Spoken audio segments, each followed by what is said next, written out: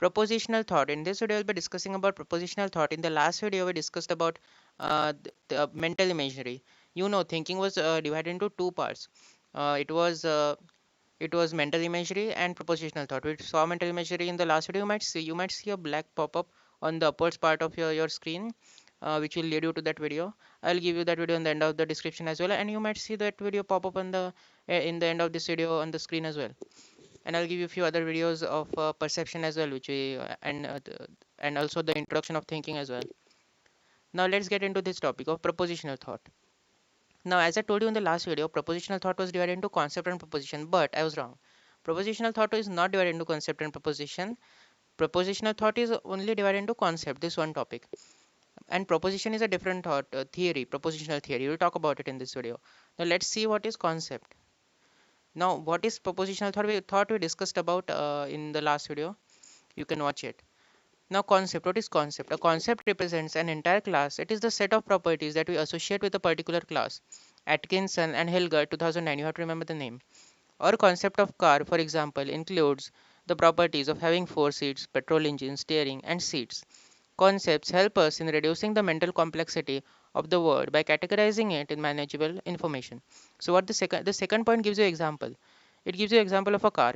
When the for your or anyone's concept of car mostly is the includes the properties. It includes the properties of so having four seats, petrol engine, steering, seats, and all. Concepts help us in reducing. Now, what do concepts do exactly? Is that they help us in reducing the mental complexity of the word by categorizing it in manageable information. So it reduces the mental complexity of the word and categorizes in a manageable information which is easier and manageable to understand. Further, it helps us in developing prototypes of the concepts. A prototype is a typical. Now, what is prototype? A prototype is a typical example of a concept. Now, for example, now this third point which we saw further, it helps us in developing prototypes of the concepts. A prototype is a typical example of a concept. This point kind of is a example for this point is given in the fourth point, the next point, which is for example for the concept of car or prototype might include properties like having four wheels and a petrol engine, steering and seats, all that. We compare a target object. Now the prototype, for example, the concept of car or prototype for that concept of car, that might include in our mind, the prototype of that car, that might include in our mind that it has four wheels, petrol engine, steering, seat and all that. So we compare a target object with the prototype. So we compare that car with our prototype and decide by similarity the target object, the car, belongs to the category or not. So it belongs to the category of car or not. So someone tells you that there is a car, and then you might build a prototype of it in your mind that it has the properties of this and that. And then when he actually shows you that object or car or whatever that is, any object, so you then compare that the prototype in your mind to that object, to that target object, such as car or anything, and then try to decide the similarity of the target and that between the target and the prototype and and try to see that if it belongs to the category of that prototype or not. Now, propositions. Many researchers propose that thinking. This is a little bit. This is a big topic, but we'll cover this in this single video. Many researchers propose that thinking cannot be limited to images or words only, but it is also abstract. A proposition is a form of mental representation, but neither in the form of words nor in the form of the images. Now, as we saw until now, what was thinking divided into was it was divided into uh, propositional thought, and mental imagery. Mental imagery was all about it. In the last video, we talked about mental imagery. There was example of a person who is saying that he saw a yellow bird with colorless beak. So whenever this person tells you this, that he saw a yellow bird with colorless beak, your mind kind of creates the image of it in the mind that there's a yellow bird with colorless beak. So that was what we saw in the mental imagery. And in the propositional thought, we just saw what it is.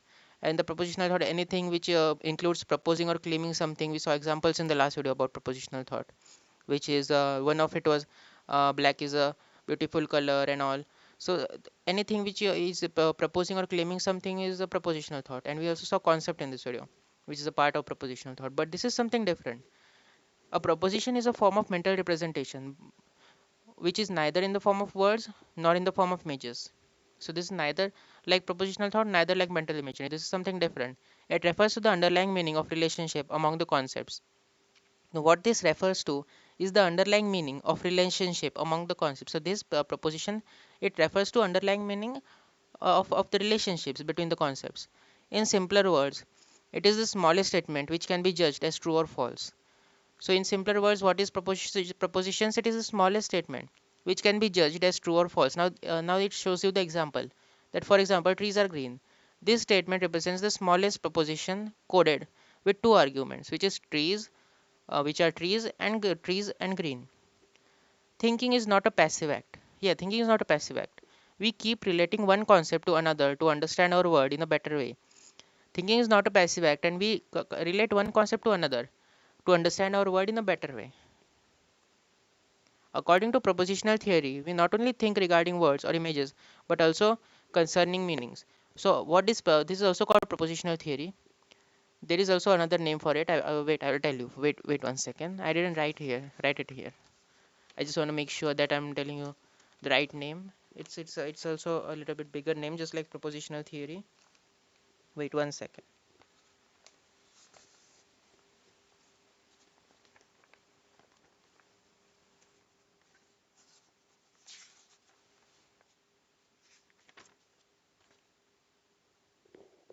So yeah, it is called propositional theory. Conceptual propositional theory. This is also it's called propositional theory and conceptual propositional theory as well. We only think we not only think regarding words or images, but also concerning meaning. So we just don't think about words or images, but we also think about meanings as well. Thus, we represent our word in the form of meanings by relating concepts together.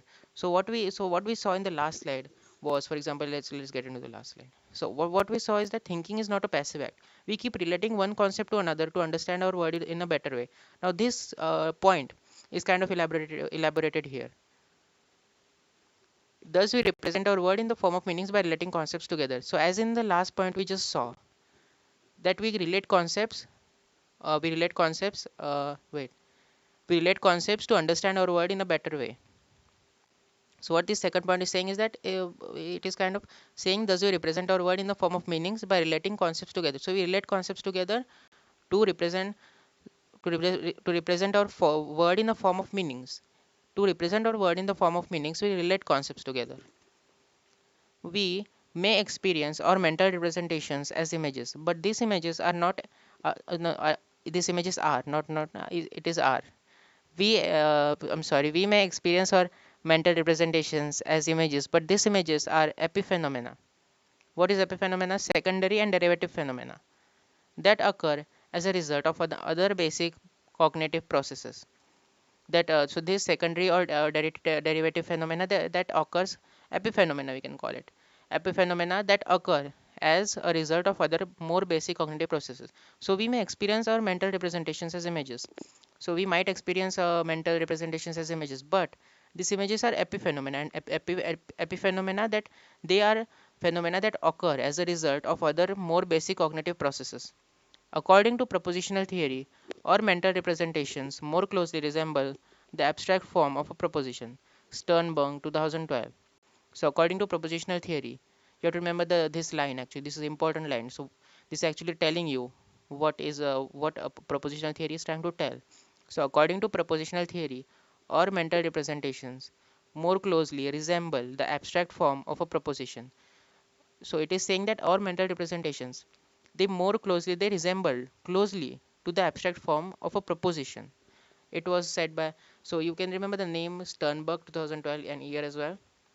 Now I'll give you some time to take the screenshot. That is it for this video actually.